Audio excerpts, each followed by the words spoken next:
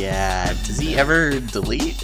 No, I've never seen the the little red box by your apps in your phone. I've never seen that go for 4 digits like that, dude. I would think that shit would stop counting at some point. All right, everybody, welcome to Hot Couch Potato, the podcast where we talk about video games and saving money. My name is Brent, aka Boo-Wop. Here with my man's Rick, aka Maneuver Day. What's going on, man? I just recently deleted 1,500 emails just so I can have my 2 emails of the pre-order for Final Fantasy. And when Rick says recently, he means in the past 10 minutes. So I can make sure I can locate it right away. That's crazy, dude. 1,500 emails you deleted. You didn't even look at them, huh? No, I think that since I've never even looked at it, it doesn't matter. Yeah, exactly. I was like, if I've never looked at it, it's not important. And it says 2017, so I was like, okay, yeah, time to go. No one's bugged me about this in 2 years, so. Has email ever been an adequate way of contacting someone? No, because contacting people in business, you go back and forth, and it's like, what's the point when we can just talk or Skype? Exactly. I think that's what I always thought, man. Like the moment that emails were invented, it was already like obsolete, right? Because if you're gonna send a quick message, you could, at that point, I feel like we had text messaging already, you know? Mm-hmm. So there's no point for emails. And if you really needed something, if it was an emergency, just call the person, you know? Yep. But now we have these little flags that you put in the email, and it shows that it's important and turns it red. Do you have anyone at work that does that? That just puts the important flag on any fucking... You do? I put it only if it's really important. And I'm like, yeah, you gotta look at this now, ASAP. I don't want to call you, though. I don't want to hear your reaction about getting upset about this, so I'm gonna let you get upset on your own by reading this, and then you can deal with it however you want. Exactly. Okay. I see how it works, man. But no, I'll be honest. I've done that a couple times, and I've seen many people roll like that. It's kind of funny though, just hearing it, I guess. But yeah, man, we're back after being gone for shit. How long were we gone for? 2 weeks? 3? This is the 3rd week. How was your trip, dude? It was actually the Start best. From the beginning. It's actually the best. You know what's funny is I've been telling people about my trip, or people have been asking me about my trip. And I find myself just describing the time I spent in Japan. Like, I don't mention the Philippines at all, dude. I know, you're like saying you wanted to swim with whale sharks, and then I was like, oh, wait, that's right. You did something else. Yeah, see, and that's the thing. I was telling people about how great it was in Japan, how people are nice, the food is great. There's just fucking anime and technology everywhere, you know? And that's all I would really say about the trip. And they're like, oh, okay, cool. And then, they feel like that'd be the end of the conversation. And then all of a sudden I'm sitting there like, oh, that's right. I swam with whale sharks too. And and went ATVing around this place called Chocolate Hills, these like natural like mounds of fucking coral in the middle of a jungle, basically, man. It's like, damn, I didn't mention any of that shit. But no, it was really good, man. I think I really needed that vacation. It's kind of been a while where I could just take a vacation and kind of chill and do whatever I wanted, really, because there was 2 sides of it too. The first was going to the Philippines for my cousin's wedding, and that was cool because to me, peak humanity, like what we strive to do in our lives as humans, is to just sit on a nice beach somewhere and drink a beer.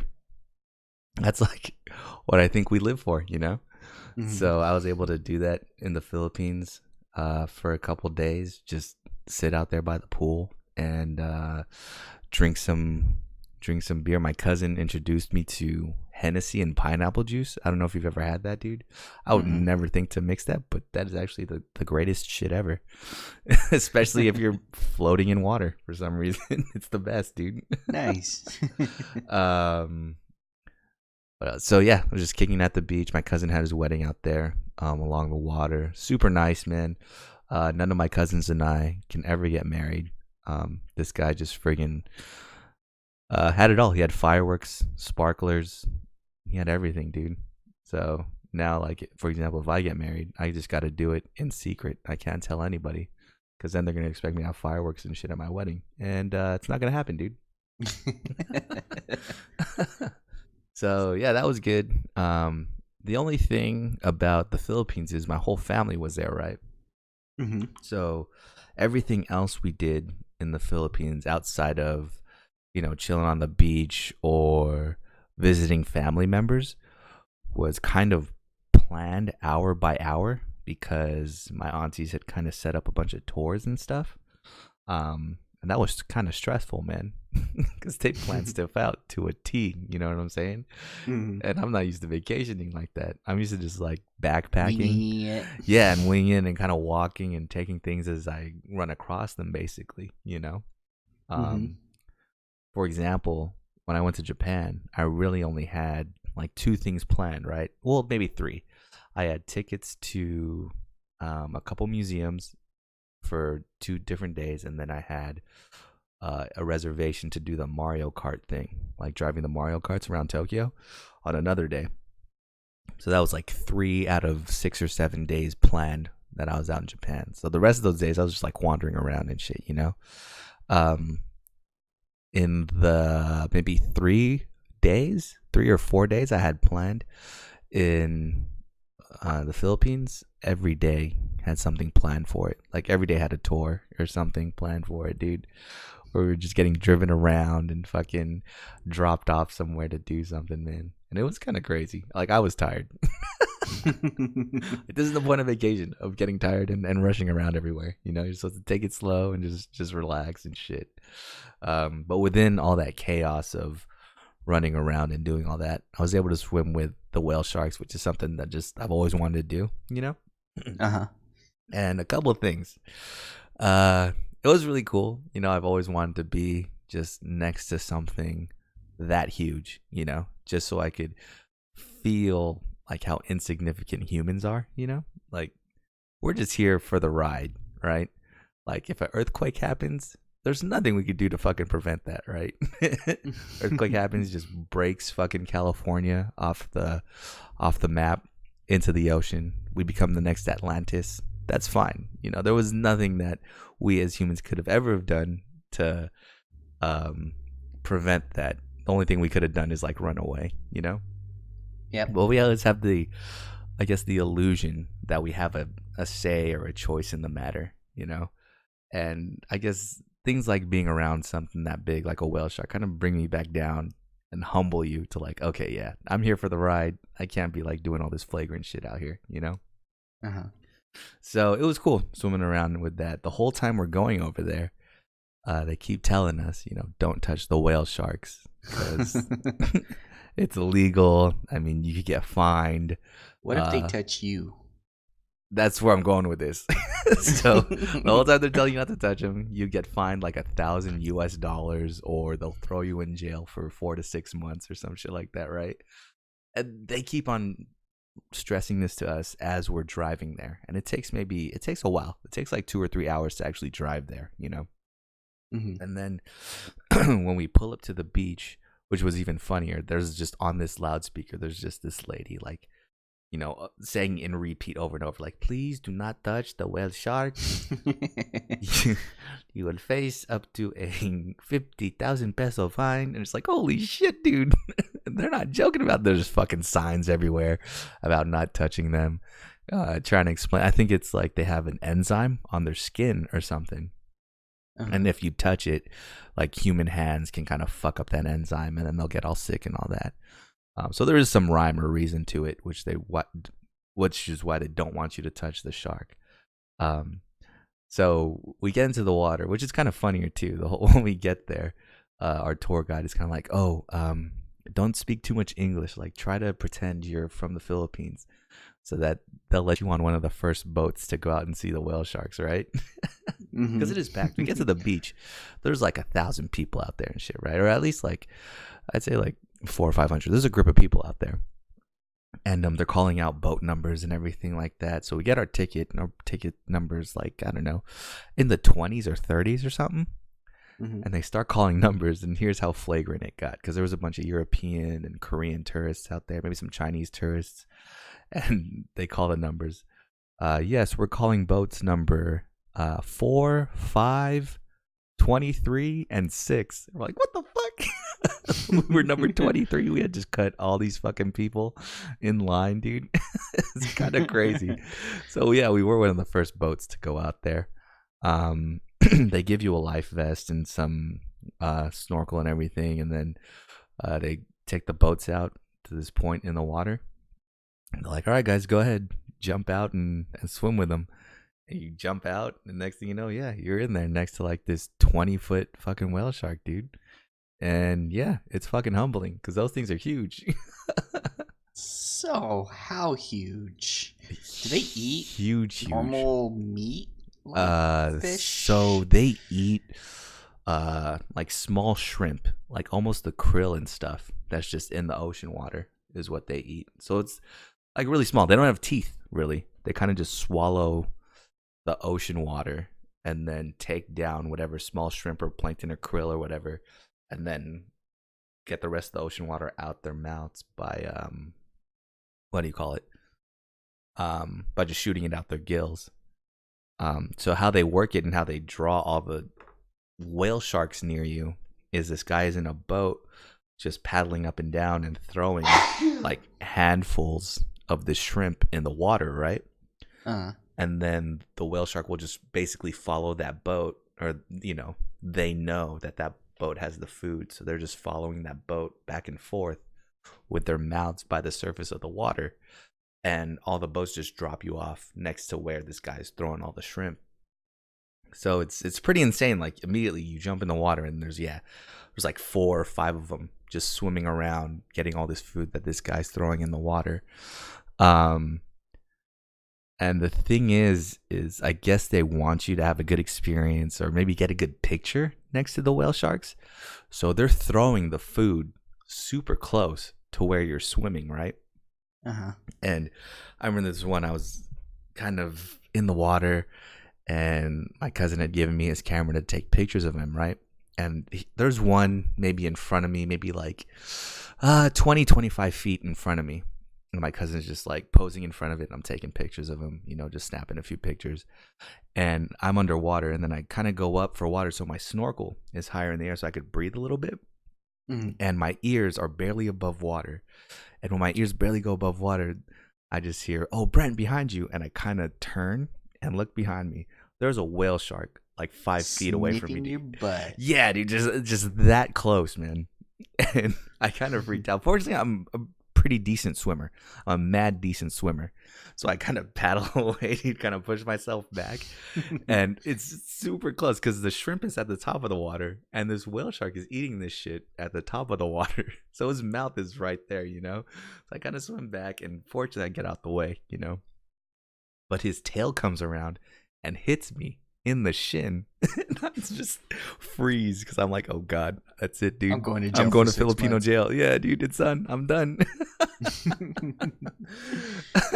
And I like hold my hands up and I kind of look around and nobody's paying any attention to me. So I'm like, oh, okay, cool. Nobody saw this, dude. I'm still good, Yep. And a situation like that happened maybe 3 or 4 times where they would get super close to us, but we'd have to get away at the last second. And then the whale shark would kind of like tap you with his fin or something like that, which in itself is like really, really heavy. So I definitely got that feeling of, getting humbled that just this small insignificant thing here in the world that just needs to survive. You know what I'm saying? But no, it was really good. I'll definitely do it again. Yeah, those things are fucking huge, man. And it made me fear being in the water so much more, dude. just because, like I said, I was just kind of floating there, taking pictures of my cousin. Wasn't any the wiser. You can't really hear anything underwater, you know? So a shark could just be chilling there right next to you, sniffing your butthole like the whole time you're swimming. It's basically what's going on anytime you're in the ocean, dude. And Like, you would, ooh, shrimp down there. yeah, and you would never know. You would fucking never know, dude, because it's so quiet down there, man. So yeah, it just reaffirmed to me that I will never, swim across the ocean. I mean, I will never like sail from San Diego to Japan just because I don't want to be out in the open water like that.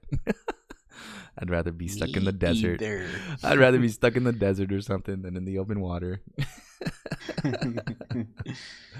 But yeah, that was good. I think that was one of the biggest like activities that we did while we were out in the Philippines. And then after that was basically Japan, dude. Just doing any and everything in Japan, man, that I was interested in.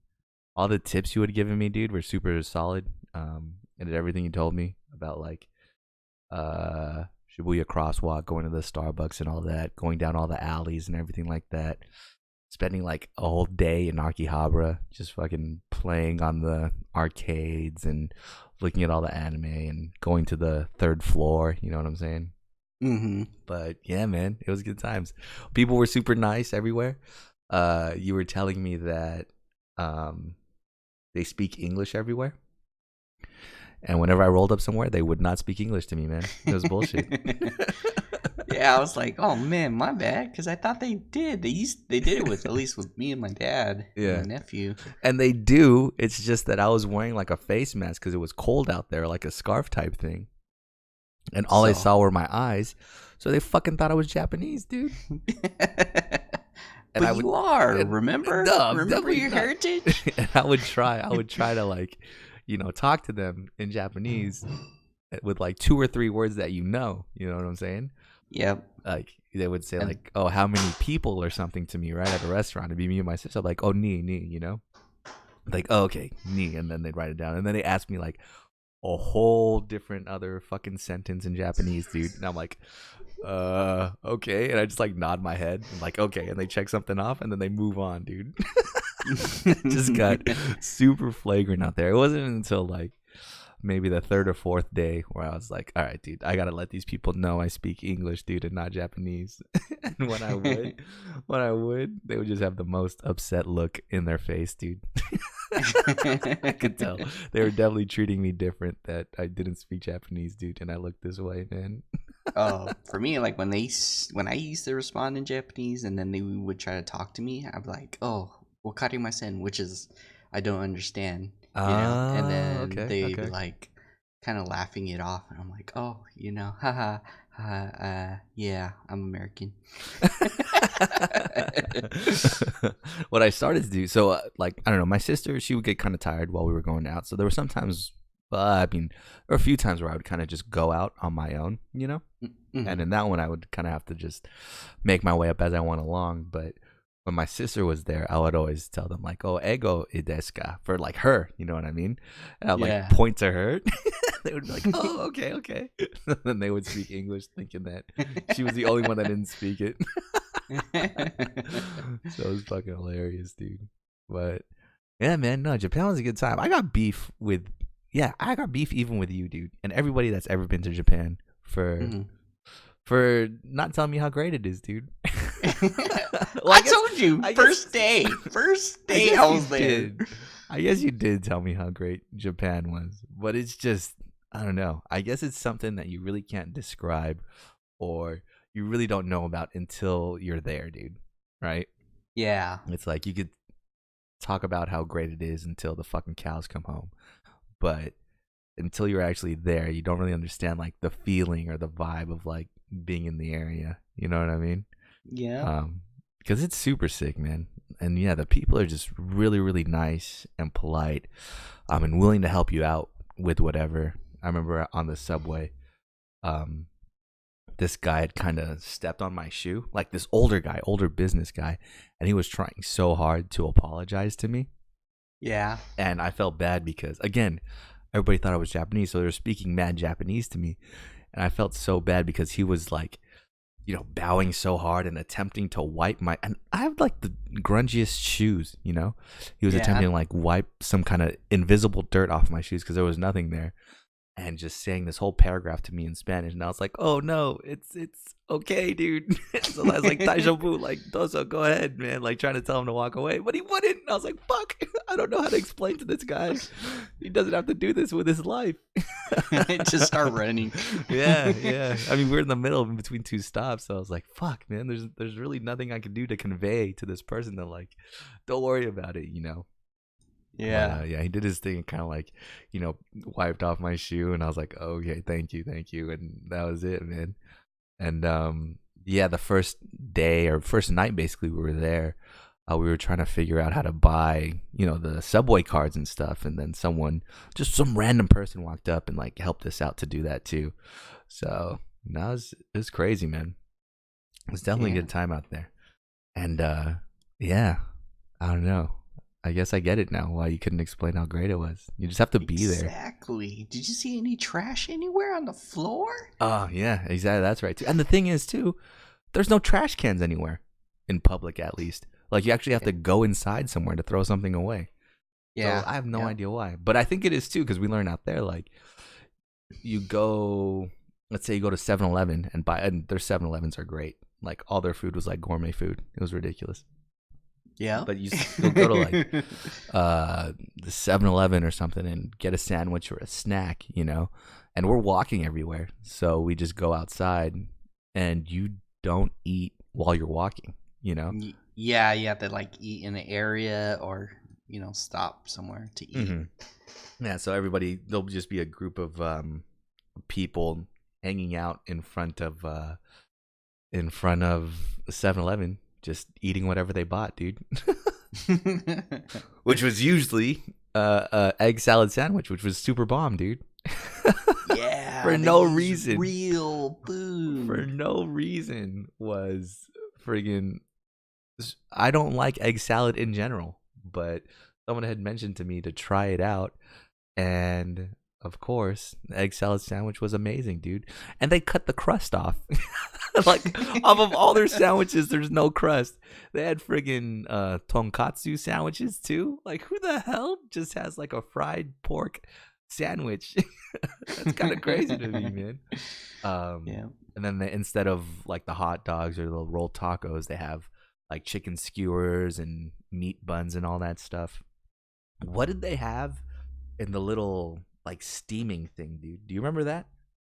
There's like a steaming thing in front of the counter, in front of where you pay. It's on like sticks, right? Yeah, but it's in water, isn't it? Or it's like they have it dipped in something. I have no idea. I know what you're talking about, but see that. And when I was there, like at Family Mart too, they had the same kind of setup, and everybody would like take food out from there and pay for it. But I don't know, something with me is like, man, something's just, you know, in hot water, like warm water for that long, like that can't be healthy, you know. I was like too afraid to try it. But yeah, but that's the thing, at the same time it's fucking Japan, so it's like, you know, there's nothing wrong with it, you know. Yep. So yeah, man, it's just a great time. I can't stress enough to everybody I've talked to. I've been like, you know, whatever vacation you got coming up, cancel it and fucking go to Japan, dude. It's the greatest, man. And the great part too is I flew in and out of San Diego. So, you know, on the ride back or the trip back from wherever you're going, you know, you just want to get home. You know, the flight home seems a little bit longer. Just everything seems longer coming home.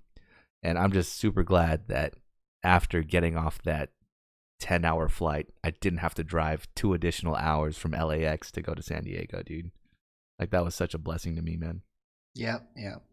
And I know it is maybe, I don't know, $100 more to fly to San Diego, but 100%, it's totally worth it, man.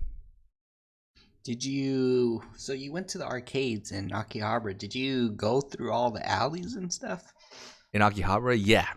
In fact, my sister wanted to go to like a owl cafe, one of those animal cafes. Mm-hmm. And we found one that had everything, dude. It had owls, Shibas, and hedgehogs, just all in one cafe, dude. Dang. And I think it was like $4 or something like that. No, it might have been cheaper. I forgot. But you pay for basically hanging out with them for 30 minutes, right? Mm-hmm. And then they have this free like coffee vending machine. You can get as many drinks as you can for 30 minutes. But because it was so dead, the lady was telling us in Japanese, of course, because she thought we were Japanese, that it was no time limit at all. We could just stay there all day. And yeah, we hung out there for like an hour and a half, dude. Damn. I didn't think like we would hang out there that long, because as soon as we sat down and I got my coffee, it was like, okay, what do? We just hold these hedgehogs, and that's it. Like, you only want to hold a hedgehog for so long. But yeah, even that was cool. And we found that super randomly. Yeah, they just have all the little random stores out there, dude. And then it was colder when we went out there, so all the chicks that were handing out those little flyers, you could definitely tell they were wearing like, some anime nurse outfit. But since it was cold, they had this big ass jacket on, dude. Oh, it was insane, man. It was insane. Because at the same time, as cold as it was in maybe the 40s or 50s. Women out there were still wearing short skirts for sure. Exactly. Without just longer skirt.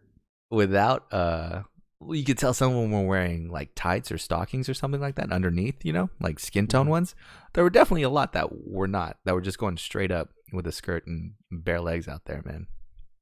So that's kind of crazy, man. And then oh yeah, part of the thing of me looking Japanese and people speaking Japanese to me, I guess to even the foreigners out there, I didn't look American or that I could speak English at all, because I was in line at Starbucks in Shibuya.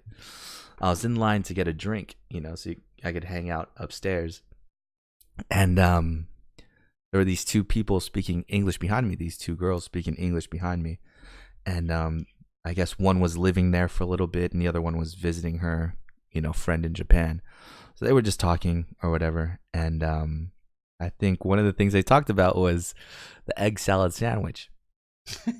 And the one that's visiting her friend, she goes, "Oh man, those egg salad sandwiches here are so good." And she goes, "Oh yeah, who would have thought that in Japan they would do egg salads so well?" And like, "Ah, yeah." And then they kind of just pause for a little bit, and then one of them goes, "Yeah, but if you fart after eating an egg salad sandwich, it's the worst." And I'm, just eavesdropping on this conversation because they're speaking English. And I turn around and it's like, "What the hell?" And I start laughing. And they look so embarrassed, dude. They're like, "Wait, you understood us?" And I was like, "Yes, dude. I speak English." You guys just have these flagrant, what do you call it? You guys just be having these flagrant egg salad farts. Then we started laughing. Turns out the one that lived there, she could speak fucking fluent Japanese, dude. Damn. So she like ordered all the drinks and stuff, and then I actually hung out with them for a little bit. It was kind of funny, because those were one of the nights where my sister got tired and she just kind of stayed in the hotel room, so I was able to hang out with them for a little bit. That's cool. Yeah. Then they were talking about how they wanted to go to a host bar, but they didn't want to go to the one where like the guys were prettier than them. So it's just kind of funny, just trolling the streets with them, looking for like host bars with not pretty dudes. But yeah, man, Japan's fucking good times, dude. We need to go like a bros trip out there, man. Hell yeah. I think it'd be so much fun, dude. Hell yeah. Because another one of the great experiences I had, so we spent the Thanksgiving out there. They don't really celebrate, they don't celebrate Thanksgiving in Japan. So there was nothing really, I mean, if we wanted to, I bet we could have found like a place that does, turkey or American style meals, But instead, I made reservations to a Monster Hunter cafe, which was the fucking best. Which I didn't know it existed. Yeah. I think, who told me about it? I think one of my cousin's friends told me about it, actually, while I was at the wedding.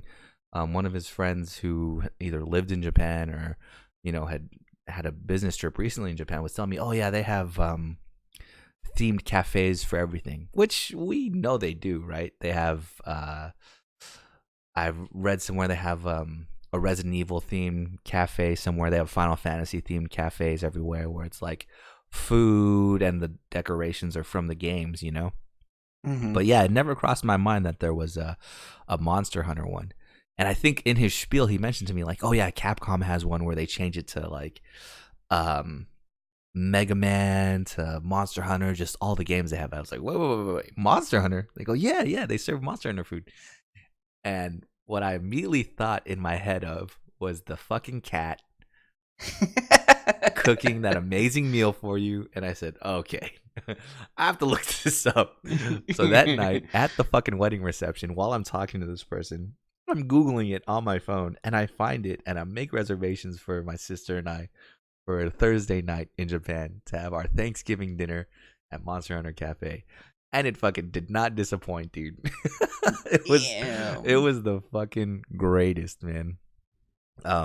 Yeah, the food, they had it exactly like Monster Hunter. I took some pictures and it was all just like curry, pasta. They give you the bread and the fucking meat on a stick. It was fucking amazing, dude. All the alcoholic drinks they have are they're based off of monsters in Monster Hunter.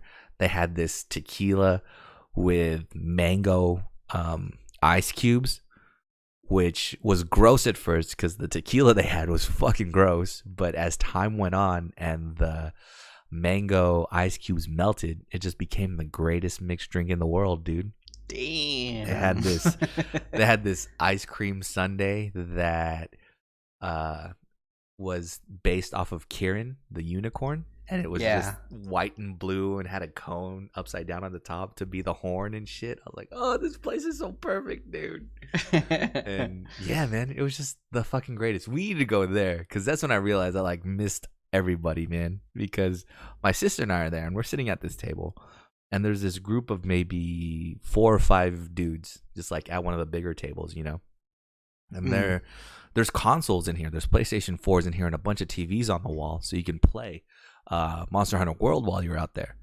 So these guys are, and you have set times to when you can go play. So for my sister and I, you know, our time was at 7:30 or something, and we got there around 6. So we had to wait like an hour and a half to like eat and stuff, and then we can go and play. And the whole place is just decorated like the gathering hub. You know, there's weapons on the wall and stuff, and then they even have one of the what's the place you get missions from? Hublast? No, not the board, the mission board. They even have a mission board in there. Mission board? Wow, what did it say? Stuff in Japanese? No, they give you paper and you can write notes on there and stuff and stick it on the wall. So it's cool. Wow. It's like, and of course people like draw and everything and put stuff up there. I made a little drawing too. I'll show you one day what I put up there. It was longsword related. So yeah, they have all this. So my sister and I are sitting there eating, and you know, these guys are going through, and I guess it's their time to play. So the group of 4 or 5 guys like playing, and then they'll go and, you know, have a round of drinks and stuff. I was like, damn, dude, this would be so sick if we could be out here right now, man. Damn. And then like randomly 3 other guys walk in like in suits and shit, kind of look around, and then they're friends with the 4 or 5 with the group of dudes that are there too. So these guys just got off of work, went to the Monster Hunter themed bar and hung out with their homies and played Monster Hunter World in a bar, dude. I was like, damn, man, I should do this with my friends, dude. I just completely was fucking thinking about how fun it would be to kick it with everybody there. But yeah, the food was fucking awesome. Exactly how I imagined the food would taste coming out of what was it, Celiana or Astera, wherever we hang out over there, man. The cook wasn't dressed up as a cat, which would have been really, really weird. So that was good. But there was a person, one of the waitresses was dressed up as fucking what's her name, dude? What? Handler. Yeah, it was dressed up as the handler. I was too like shy or like too nervous to take a picture with her, dude. I don't want to be a creep, man. That's okay. That's okay. It's okay. I'm just crying. Well, yeah, it was super sick, man. Japan, I can't. Yeah, you just can't put into words how sick Japan is, dude. We just all really got to go together. It'll be tight. Um, oh, other good part was the, what do you call it? The Mario go karts. Definitely recommend if you go to Japan to do that. Just because wherever you go somewhere in Japan, you're taking the subway, right? Mm-hmm. So all you know is where you go in and where you come out at, and then you walk around and explore a little bit. Um, Doing the go karts and kind of driving around and seeing everything as you're driving by it is a lot better. Plus, people are way too excited for you. Like we'll be at a stoplight, and there's a car next to us, and the people in the car are like waving at us and shit. It's kind of funny. But yeah, definitely recommend doing that to everybody out there. If you ever go to Japan, definitely do the Mario go karts, dude. Dude, yeah, like, did they say that they just recently opened a Nintendo store, their first Nintendo store in Japan, and then I think soon they're gonna release a Super Mario World, and Like a theme park? yeah, theme park Oh, for. dude, yeah. Oh, man. I'll believe it, man. Because they have theme parks for any and everything. Like anything they can have an exhibit for. I went to the Pokemon Center out there, and the Pokemon Center is basically like a mini Pokemon theme park. Like everything they have there is just Pokemon themed. It's yeah, man. It's really fun out there. And the thing is like out here, I don't know. Maybe it's just me, but I feel like everybody's kind of apprehensive about being into, I don't know, anime or anything like that, Mm-hmm. Like that's kind of something, or like nerd culture. It's kind of something that's more on the internet rather out in real life. At least that's kind of my viewpoint on it. Over there, they don't give a shit, dude. Like anybody and everybody. Like I swear I saw like a middle-aged lady wearing an Ahegao shirt, dude. I promise Oh you. no! I promise you, dude. Yeah, it's kind of just like that. And nobody cared.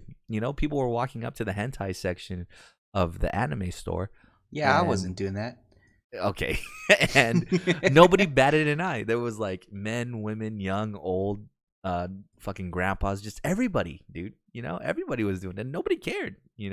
And I never got the feeling. If you go to like a porn store or anything like that, it feels like the cashier dude is just like judging you. You know what I mean? Mm-hmm. I never felt that way over there in Japan with anything. They had the little, is it the quarter machines where you put quarters in, and then you get little capsule toys and all that. In Asakusa, in front of one of the shrines, there was a store on the side that had that quarter machine, right? And who usually buys from those? Like kids and shit, right? Yep. Right behind the quarter machines on the wall of this store was a picture of a naked chick. Just like fully out there, dude. Just bush and titties out there. I was like, what the fuck? Who does this? And I kind of walked around to look into the store. It was like a porn store in the middle of the like shrine area, dude. It's kind of crazy. That's like a porn store in the Vatican. It's kind of wild. But they just don't care over there, And I think that's what the best part is about the whole thing. Is people just like respect everybody's, I don't know, what they're into and what they're doing in life. There's not really too much shit to judge out there. It's kind of crazy. Yeah, exactly. But yeah, man, I definitely miss it.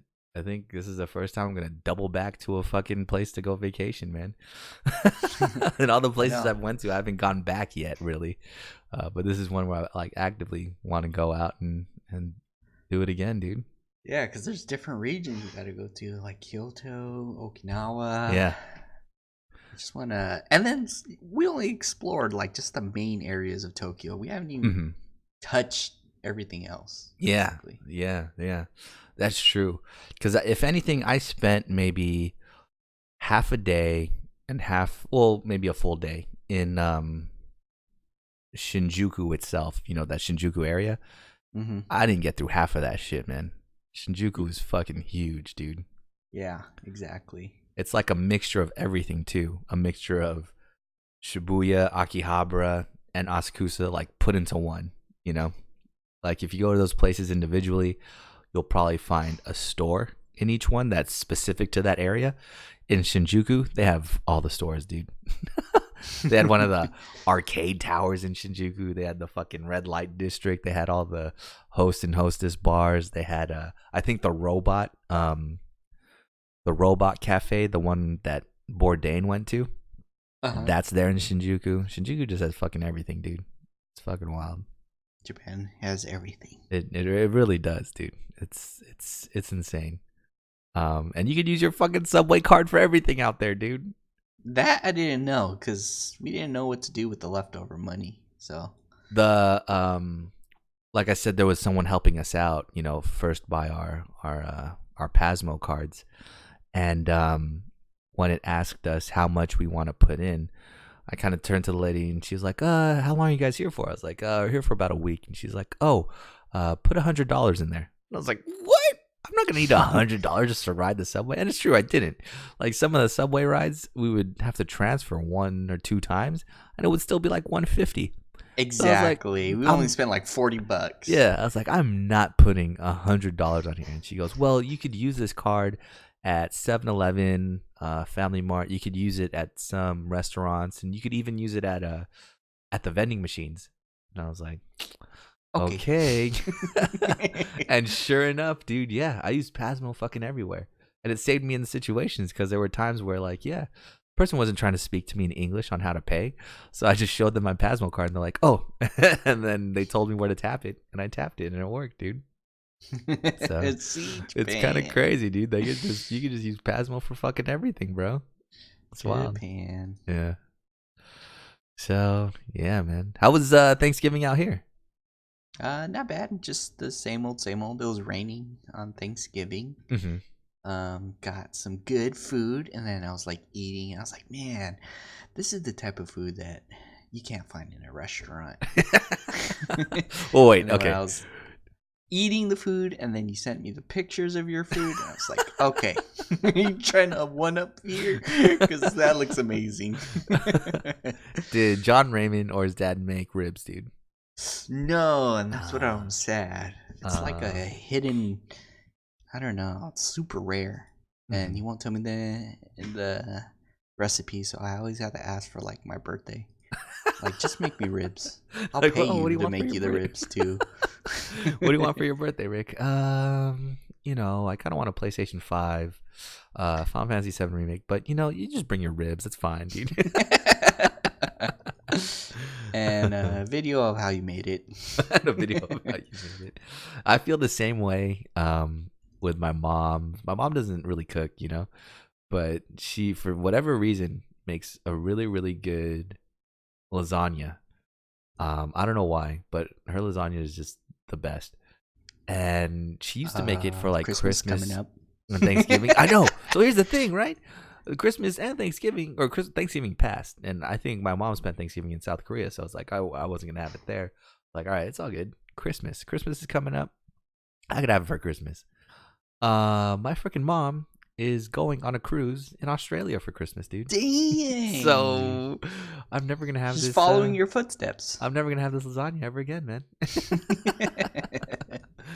Like, fuck, or I probably have to wait till my birthday to get this lasagna, dude. I'm gonna tell my mom, hey, yeah, don't worry about taking me out anywhere. Just buy me or make lasagna, please. Yeah, and invite me over too. 100%, dude. 100%. But yeah, man, I won't lie. I did kind of miss like having Thanksgiving with my family though. It was kind of whack just being there in Japan by myself, man. Or it was just me and my sister. I kind of wish I was with all my family, but no, that was good times. Did you get anything on Black Friday? I did. Another monitor. And it's the same monitor that I have, which is I forgot the model. It's like VQ something. And it was only like $170, so it wasn't nice. too bad. And then, yeah, so now I'm rocking 3 monitors. I can work, I can use my PC, and I can play games now. So do you have enough monitor arms for all that? I have one for 2 monitors, and the other one's just on its own stand. Oh, okay. I heard. Well, Dustin was telling me that Kat built her PC as well, and she bought the same monitor. She bought the parts for all of them. Oh, okay. And they're all better than our parts. Well, that's to be expected, man. We haven't fucking done anything to our computers really except for change the graphics cards, right? Yep. And my computer's like 5 years old now, dude. Holy shit, my computer's 5 years old. Damn. 5 years old. Yeah. No, it's been some time, dude. Did I built mine like a year after yours. mine? Yeah. Because remember we were playing, was it Vindictus? You had the crayon graphics and stuff. Yeah. I think that was the point that I said, you know what, I have to actually get a computer. Because I think you sent me a picture of what it looks like, and then I sent you a picture of what my graphics look like, and you could see like the grass and the beads of sweat, the condensation on the water, and a glass or something. Mine looked like one color of dirt and one color of grass. There's like no lines to divide it. I was like, oh my god. Yeah. So your computer then is what, 4 years old at this point, or what? You remember when you built it? I think it was a year after your computer. I'm already looking at good parts. Wait. And I was like, man, no, dude, it could be longer, man. Because I remember one of the main reasons I bought my computer too was to try and start streaming, right? Uh-huh. And one of my coworkers was telling me about how he's gonna start streaming because he did the same thing. He bought a computer during Black Friday, and I'm just remembering this now. And I remember I showed him, like, I used to stream and stuff, and one of my old videos on there I saved from when I started was from 2013. So my computer might be 6 years old, actually, dude. It's almost 2020, so maybe 7 years? It's about to be 7 years. Yeah, man. And that shit is still kicking, dude. Yeah, I'm like looking at my parts now. On I think I bought mine on Newegg, but there should be order history or something like that. Yeah. 2000. But oh Jesus, wow, man. it only goes up to 2000. Wow, that's weird. Did you delete it as part of your 1,500 emails, dude?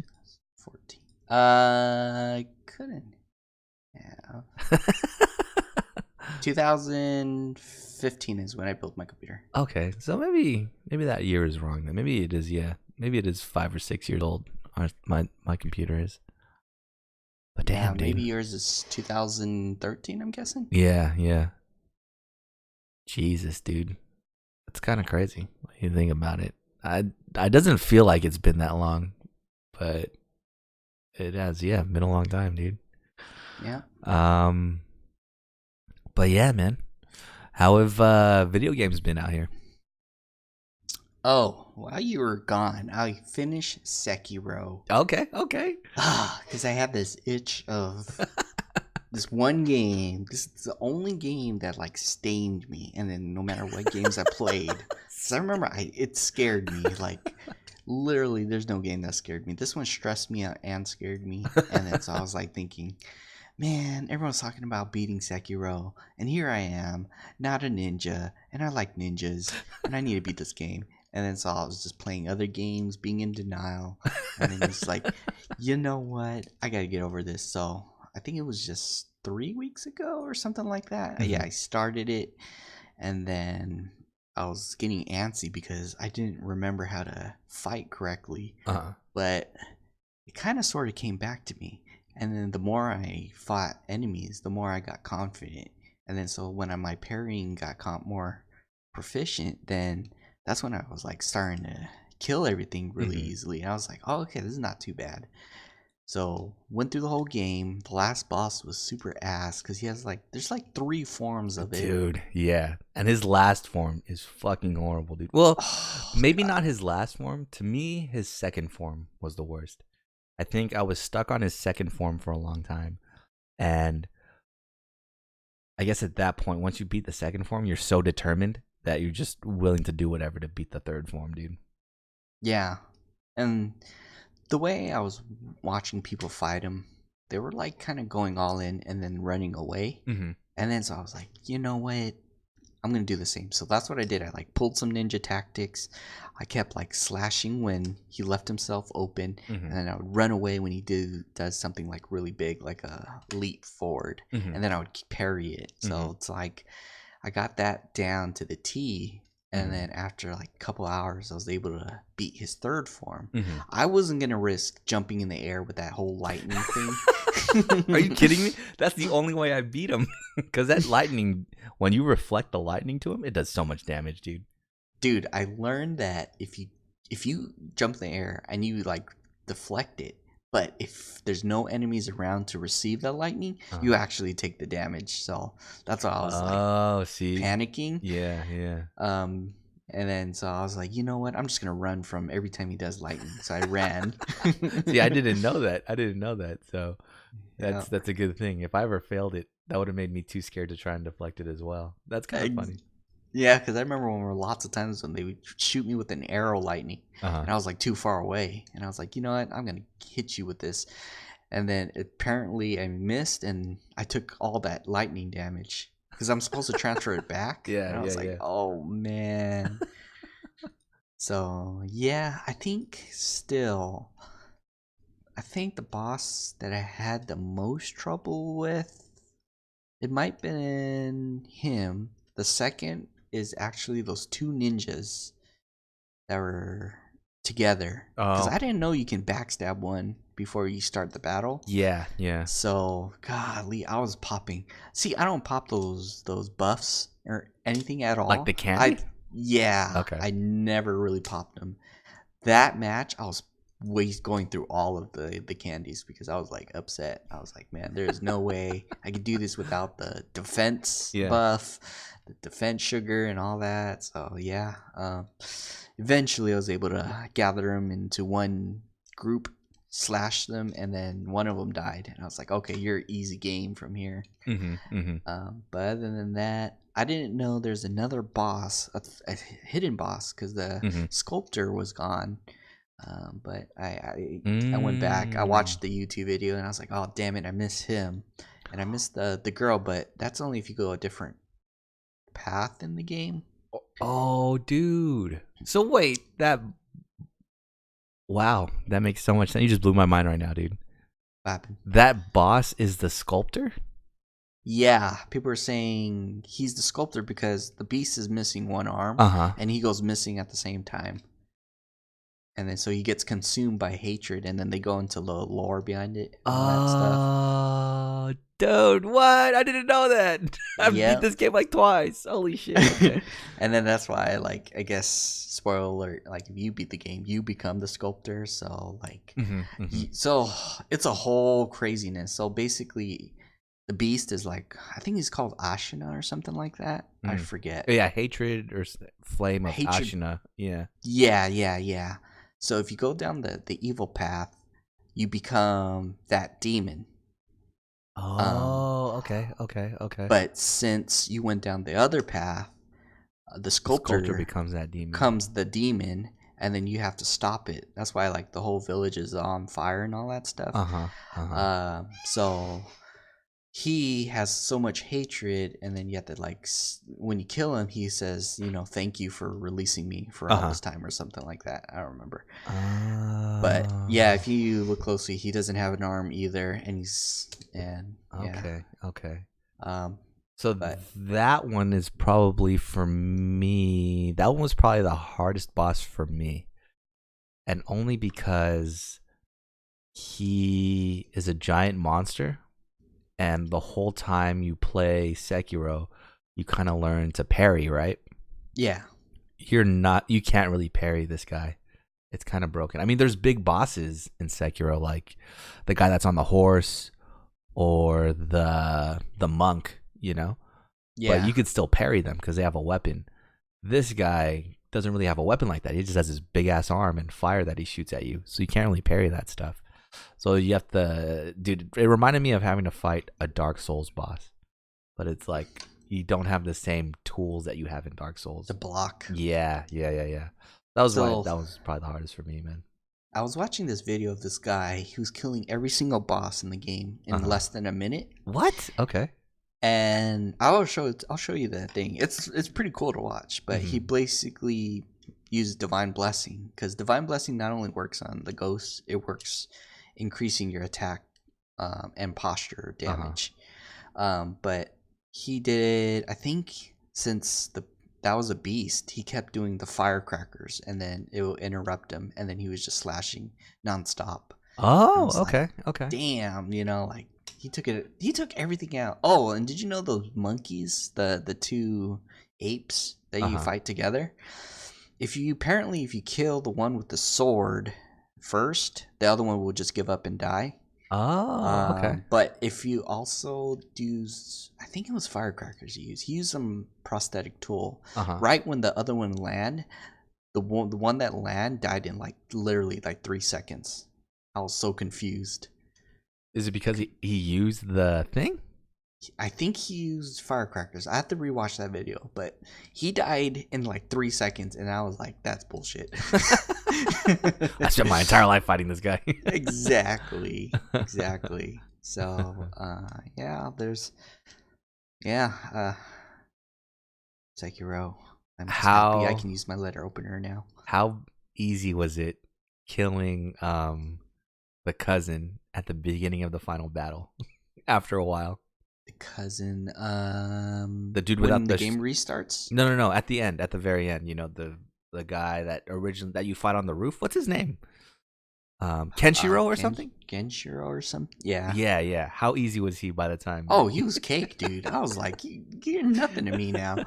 Um, it was just yeah, like you're saying, the second form. That one, I was confused because he would slow down his attacks, Mm. and then speed up with the katana, and then he would leap forward so fast, Hmm.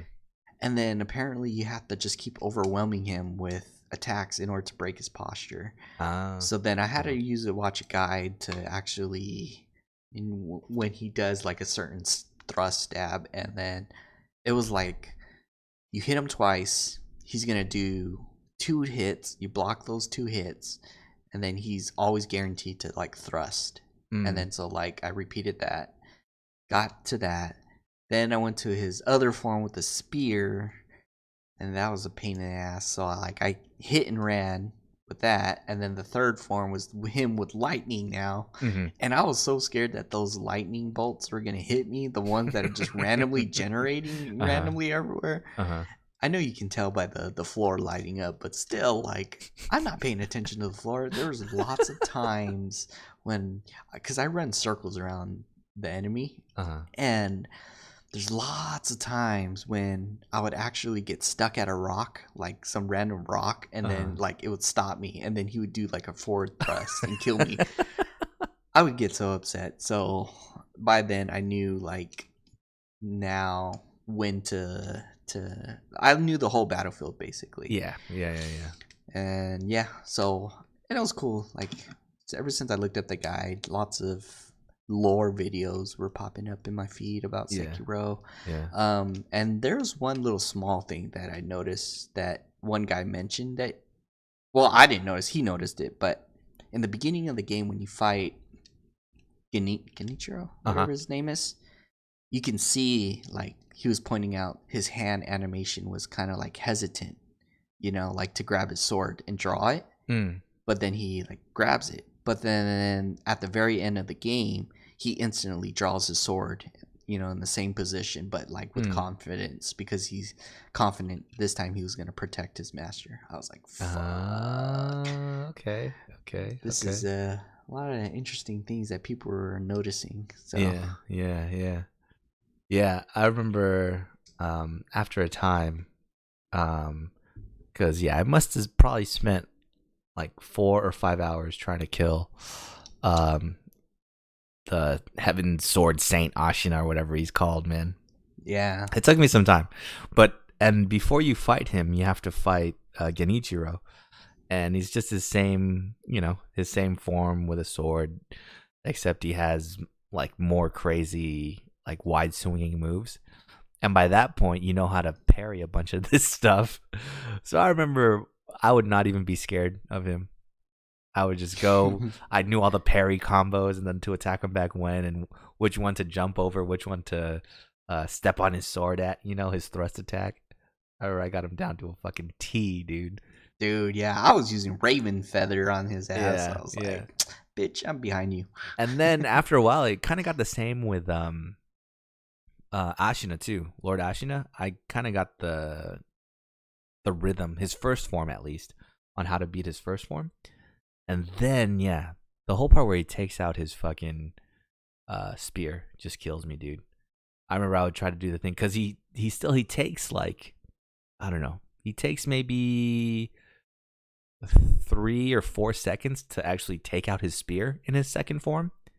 Mm-hmm. And I remember I learned, like, if you keep interacting with him or if you keep him moving and keep attacking him, he delays that. Like, he tries to attack you with his sword still.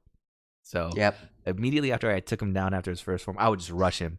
And there's no stamina bar in Sekiro, so I would just spam R1, dude, to try and catch him and shit. Yeah. And yeah, man.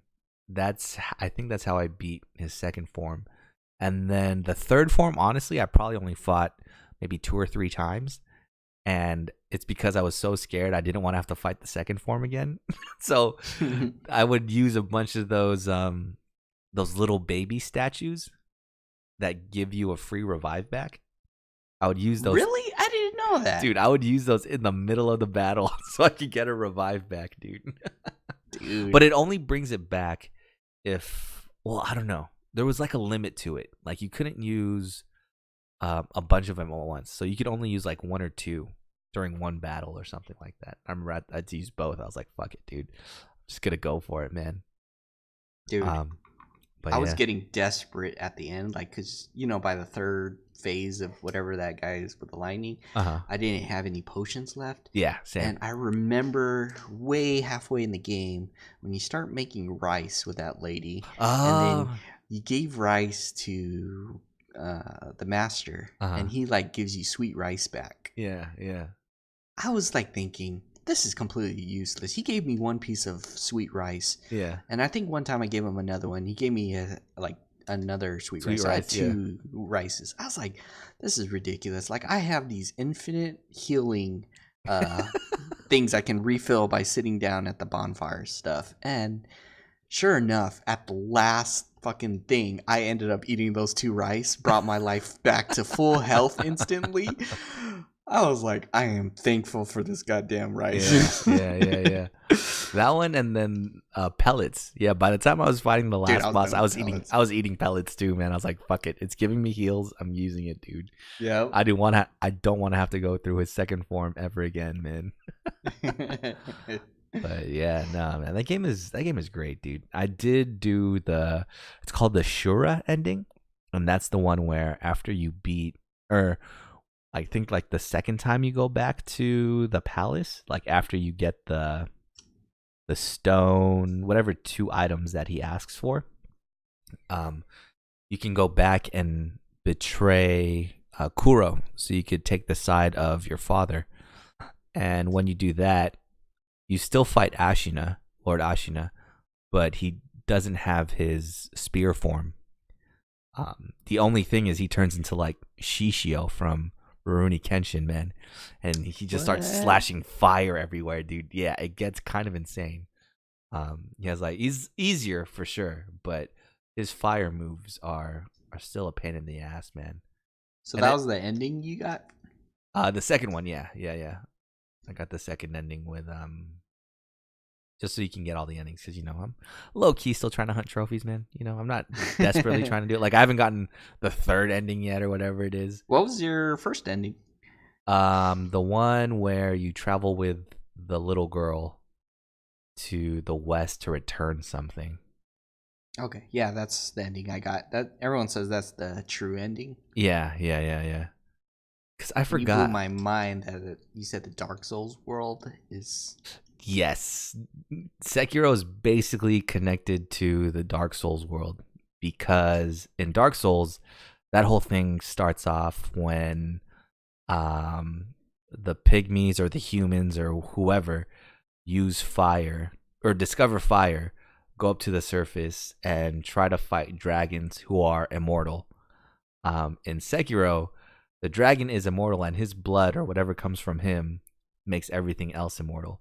And the whole game of Sekiro is everyone just trying to capture that power of immortality. And then I think, yeah, there's an item description or something in the game that says that the dragon in Sekiro like got lost. He's initially from the West, but he got lost and ended up in Japan. So yeah, Sekiro is basically Japanese Dark Souls, man. Dude, can we just have ninjas in Dark Souls world? That with would the be, parry. Yeah, that would be insane, dude. Can you imagine going through? Well, you haven't played Dark Souls 3 yet, but can you imagine going through like Dark Souls with what's his name, with a one-armed wolf? That would be tight, dude. Dude, I would hell play the yeah! shit out of that. They should have like 3 different playstyles. 1, you're blocking like Dark Souls. 2, you're dodging like Bloodborne. You know. Ooh, yeah. And then 3, you parrying everything like Sekiro. Like Sekiro. Shit, dude, that would be fucking tight, dude. Yeah, they need to just combine all the games for sure. I'm with you on that one, man. But yeah, damn. Sekiro is such a good game, dude. That just came out this year, no? Yeah, March, I think. Damn, dude, is that my game of the year for this year? We got to start thinking about that soon, dude. We only got a couple weeks left, man. Shoot, I'm happy. And then I think I was traumatized though. Like after I beat the game, there's like instances when I'm like trying to press like R1 or L1, you know, to like parry, and I'm like, oh wait, I'm at work right now. What am I doing? your fucking pointer fingers just twitching. You're like, wait, what? Yeah, exactly. And then I think the other day I went back and you know, it restarts you, I guess, with new game World Plus. Yeah. So I was like, okay, let me try it out. I was killing everything super fast. Yeah. And I was like, okay, damn, this is. Oh, and especially Genichiro in the first match. I was like, oh, dude, you're cake. I already know all of your moves. But yeah, I ended up. Yeah, because the reason why I wanted to actually go back, there's this one ninja in the game, and I didn't beat him the normal fighting way. I actually cheaped him up by slashing at his toes off a cliff, and I was like, you know what? I need to have this rematch one more time. Because I killed his buddies in the or his other buddies later in the game, and they have like a lot of kick moves, and I was like, oh no, you know, I got everything down. Killed all of those guys, but that guy, I forgot how he fights. Pretty sure he fights the same way. But I just want to make sure, that I have it down. Yeah, man, that game is too much fun, dude. Fucking Sekiro. That's why I was kind of weird getting back into Nioh during that Nioh 2 beta. That's why I was like, oh no, dude, this is not Sekiro. Dude, yeah. When I went back, I was like, oh man, my brain was so confused, and I was like trying to block and parry, but I was like, wait, they only have block in here. Yeah.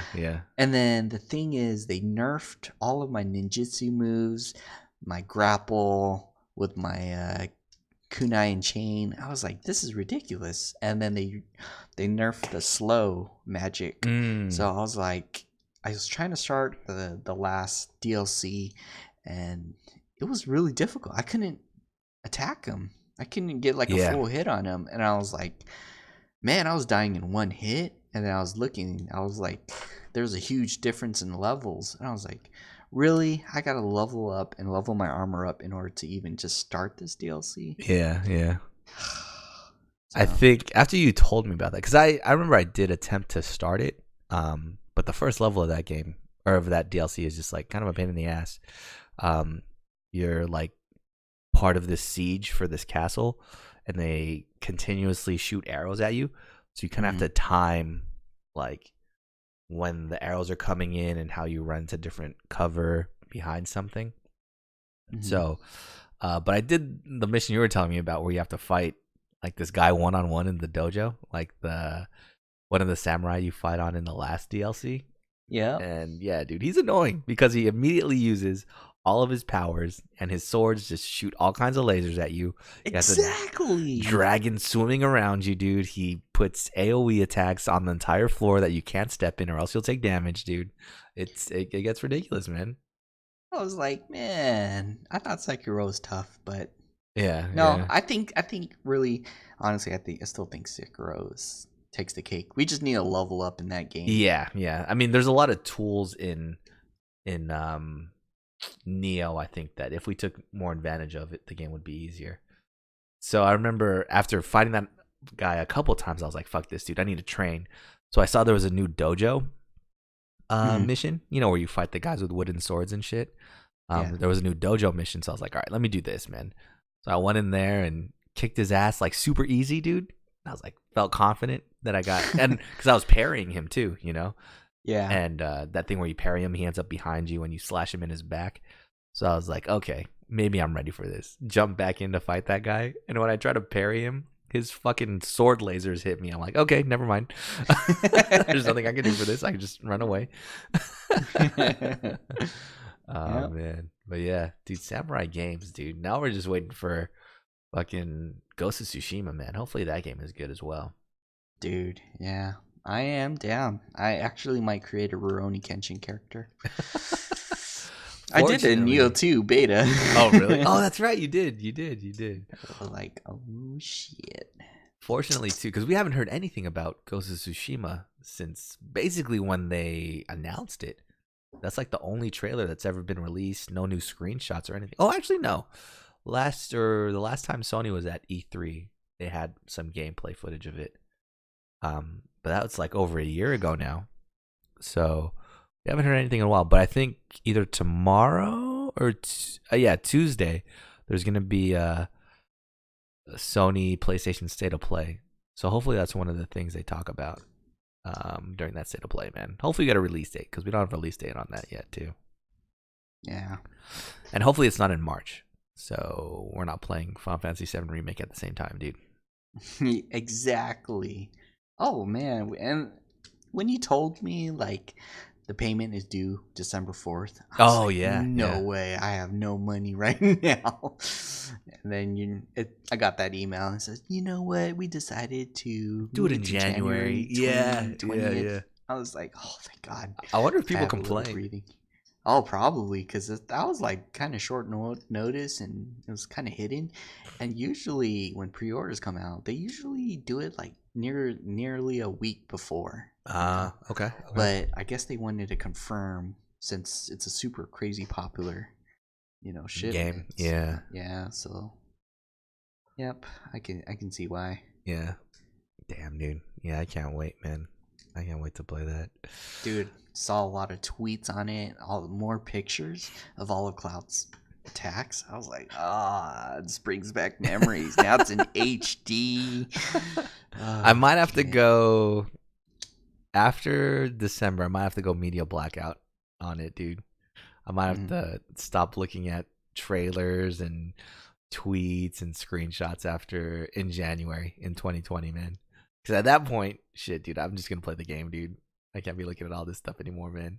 Exactly. No more trailers. Yeah. Because guaranteed there's probably going to be one more trailer that comes out for that game, right?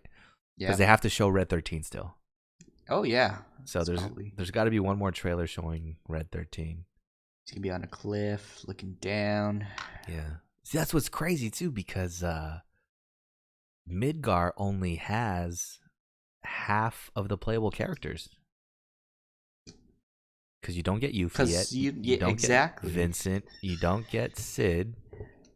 That's all. You don't outside. You don't get Kate Sith yet. So holy shit, dude. Yeah, you only get like 4 or 5 people in your crew at that point. 4. So that's kind of wild. Fine. Yeah, but they also did say that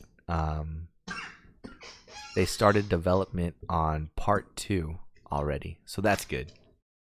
Oh, that's good because keep it coming. Yeah, hopefully the gap isn't too wide, man. Because then if we play part 1 and then in 2022 is when part 2 comes out, no, that's not gonna fly, dude. I think what's gonna happen is gonna be like a year. I'm hoping for that too. Yeah. Kingdom Hearts came out January of this year, I think, or is it December?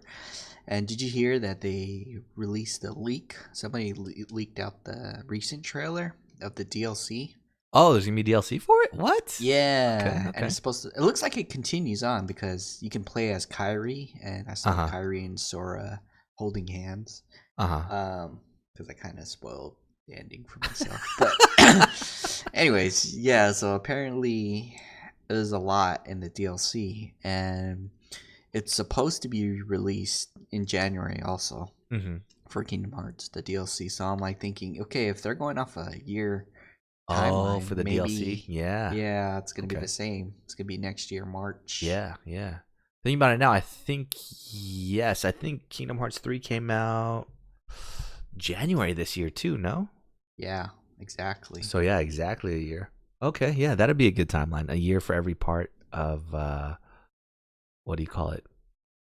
Every part of Episode. every part of Final Fantasy 7. Yeah, that would Or be sick. it could be like every 10 years. No. Every No. episode. Nope. That's messed up, dude. That's like, Or you know. or it could be like Final Fantasy 15 where they release a bunch of DLCs. Yeah, and then a And book. then A they book for the released the ending. book because they canceled the last DLC.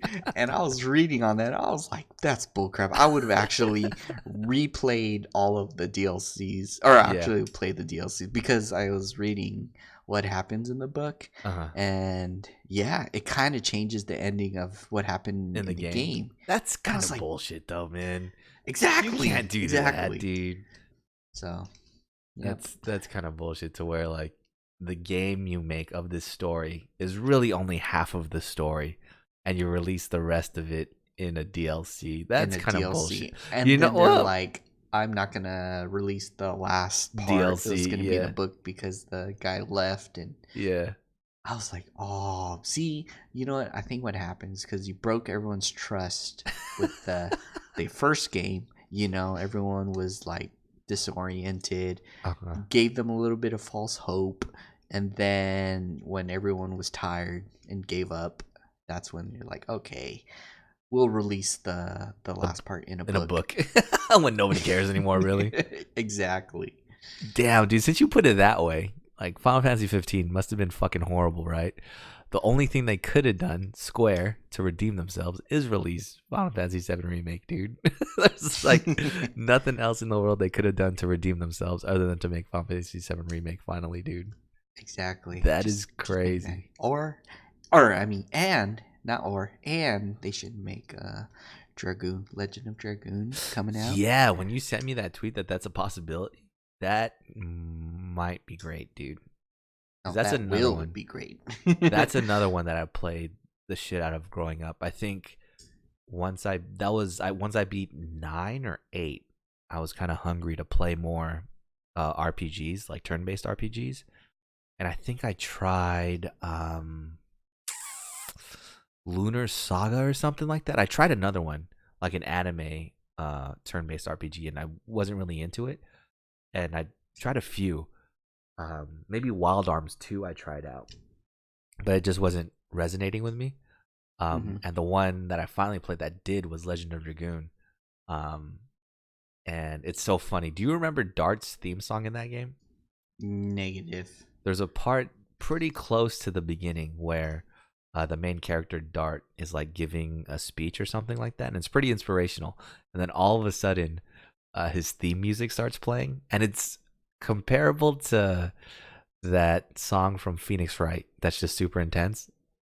And I remember that part. I was like, okay, this game is great, dude. Because the music in that speech just did. And it's funny too, right? Because there's no voice acting, so I'm reading this shit to myself. Just imagining it being super epic, man. Yeah. Yeah, dude, if they do Legend of Dragoon, man, I'm 100% there. I'm gonna buy the shit out of that. Yep. But yeah, man, what else is going on?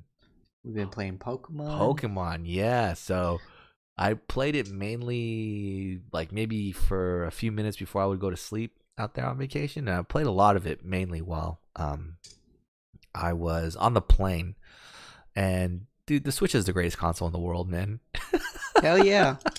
Because the whole time I was playing Pokemon, right? I was on vacation, so I was playing it, you know, holding it in tablet mode. Oh, sometimes too I would just put it down on the table and then like just hold the Joy-Cons in my hand, you know, so I didn't have to hold the whole thing as itself.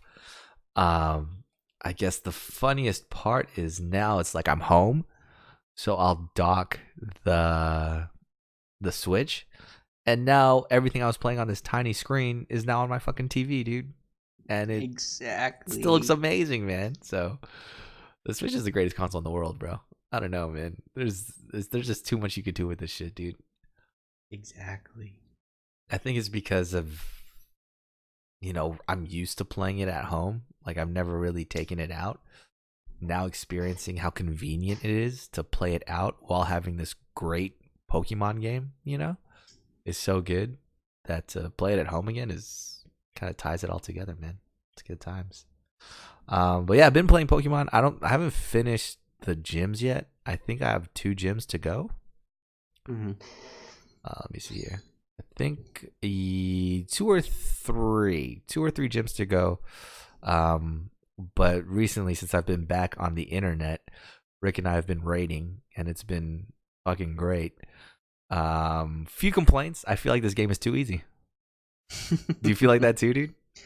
Yeah. I think it's because I over leveled myself with the candy. Yeah. And then I was breezing through everybody, and I was like, okay, if I didn't have this candy, then I think I would have struggled even later down the line.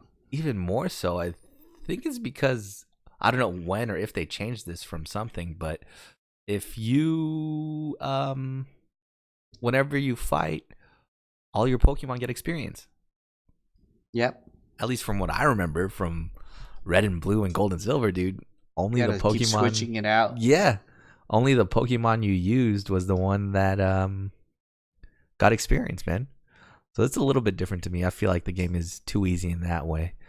That, and they tell you which moves are super effective against the Pokemon you're fighting. So that takes some of the thinking and strategy out of it, dude. Yeah. So it's kind of broken. But the graphics look great, dude. I don't think any other game has done as good a job as this game has of making like 3D anime, basically. Like the character models all look great, I think. But yeah, I think that's my only complaint is this game is too easy. And from what I've read or from what people are mainly saying, it's like, well, it's a kid's game, so it's gonna be easy, Which, well, the raids are kind of hard. The raids are hard. I think that is the hardest and the most redeeming part of the game. Is like all this other shit is kind of simple, but the raids are what make it worth it. Is the raids basically the end game then? Like, is there anything else to do after? Well, I know you got to catch the legendary Pokemon and you go on some side quests after you finish the gyms and stuff. But, yeah, after you beat everything, then there's actually stuff to do after that. And then I think I've done everything after that. So now all is left is getting the raids because I guess they're limited seasoned and stuff like that. Mm-hmm. You can only get Snorlax, I think, up until January. Mm-hmm. That's kind of scary. Because then that means you can... Oh, no, see, at the same time, too, we're used to playing Pokemon Go. So, we know what it's like to have, like, a limited time to catch certain Pokemon, I guess. Because of the raids in Pokemon Go. Wait, whoa. That just blew my mind. Did they take raids from Pokemon Go and put them in a console Pokemon game? They totally did. They probably did. Yep. Holy shit, man. I will say that the raids are, I think, the one of the most fun parts of the game, dude. It hasn't been for a while where I've played a game and have not noticed that 6 hours has gone by. But that definitely happened, I think, last night when we were playing, man, and we were doing a bunch of raids trying to catch Snorlax. Yeah. I forgot what time we started, but by the time we ended, I think it was like 10 or 11 p.m. I was like, holy shit, dude. It's 11 o'clock. When did that happen? Yeah. So it's kind of crazy, man. This thing just kind of eats away the time. But it's not a bad thing, though. It just means you're having fucking fun with it, dude. So, yeah, my initial thing was like, man, this game is easy. This is kind of bullshit, dude. I'm going to finish this real quick. And then I started doing raids with Rick, and the game kind of turned around. And then we started trading Pokemon and building our Pokedexes and stuff, and starting to realize that to evolve some Pokemon, you have to like trade them crazy shit. Yeah, like trade one specific Pokemon for another specific Pokemon. Then they both evolve. They have to hold items when you trade them. Then they evolve.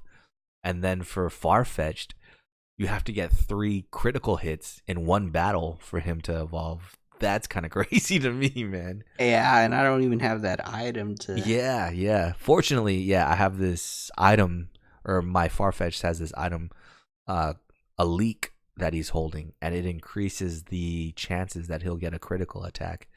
So I remember when I was talking to Rick and I initially found out that the only way to evolve him is to have him do 3 crits in a row. I was like, okay. Or 3 crits in a battle. I was like, okay, that's never going to happen. And next thing you know, I fought a Golurk, like that giant iron ghost golem thing. And so I knew he could take a hit. So I was just using a bunch of weak attacks against him from my Farfetch'd. And got 3 crits, killed him up real quick. And next thing you know, my guy evolved, man. So guaranteed that's going to be a Pokemon I keep in my party all the time. Excellent. But yeah, dude. So Pokemon, what else been? Oh, real quick side note. It's kind of funny. Right before I left for Japan, I think I was talking about it on here. I played Shenmue and finished it.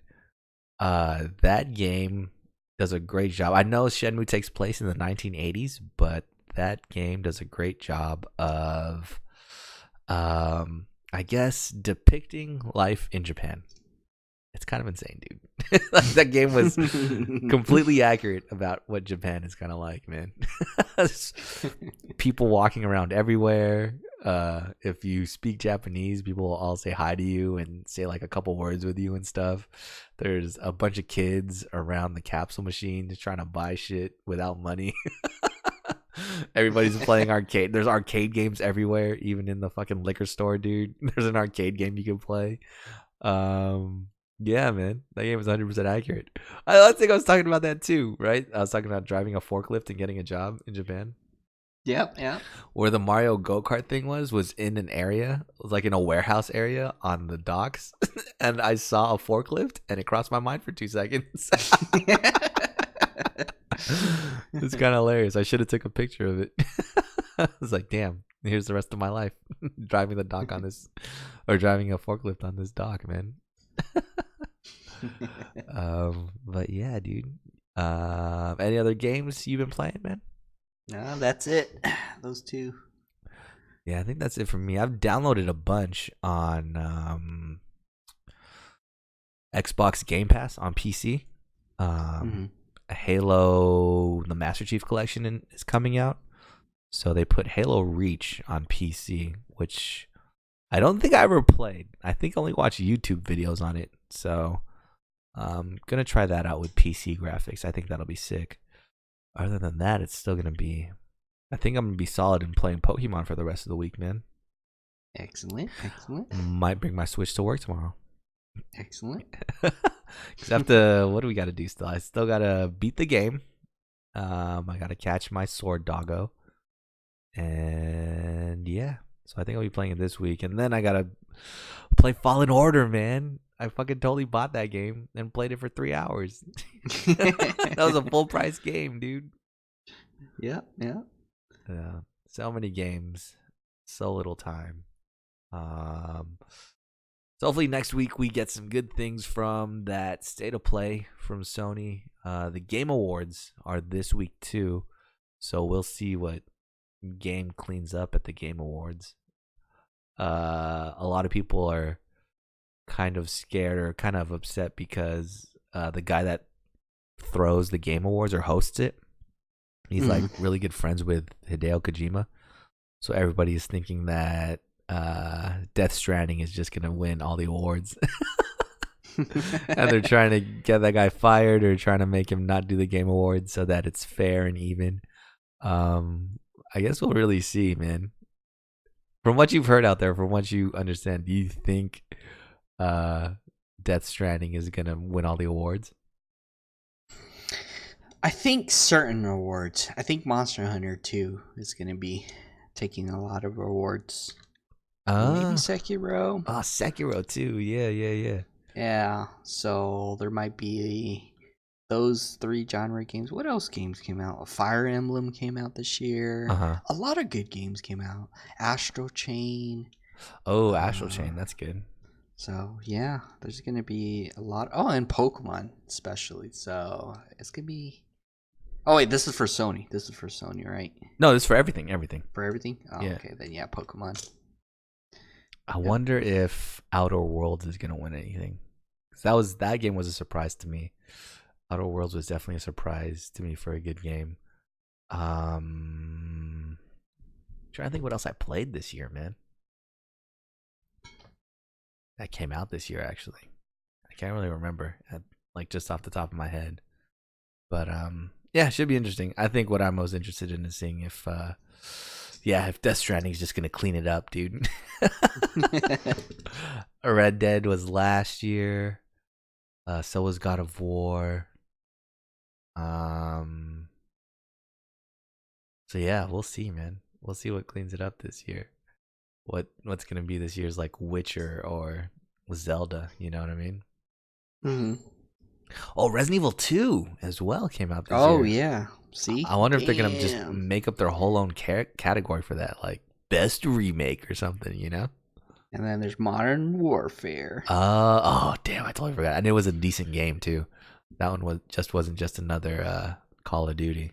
That's actually pretty decent. So yeah, it'll be exciting. We'll keep an eye on that and see if we agree or disagree with them on all the games that won. Hopefully they have some good announcements too. The Game Awards last year is where they revealed was it Elden Ring? The new Oh no, it wasn't Elden Ring. That was at E3. I'm just joking. That's where they announced Sekiro. So hopefully they have, more information on Elden Ring, because at this point we don't know anything about that game still. Exactly. And we need to know if it's going to be a crossover between Sekiro, Dark Souls, and Bloodborne, dude. Because that game sounds sick, man. You talked me into it. But yeah, so we'll keep an eye on all that. Hopefully there's some good announcements there and the state of play.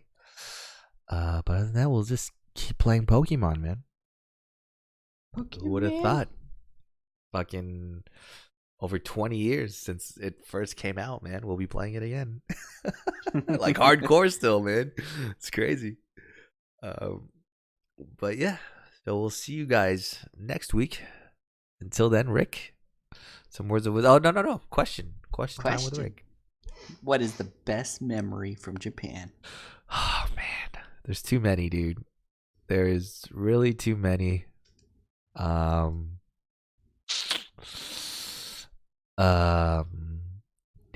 I can't pin down one, but one of my favorite meals was all you can eat Wagyu beef.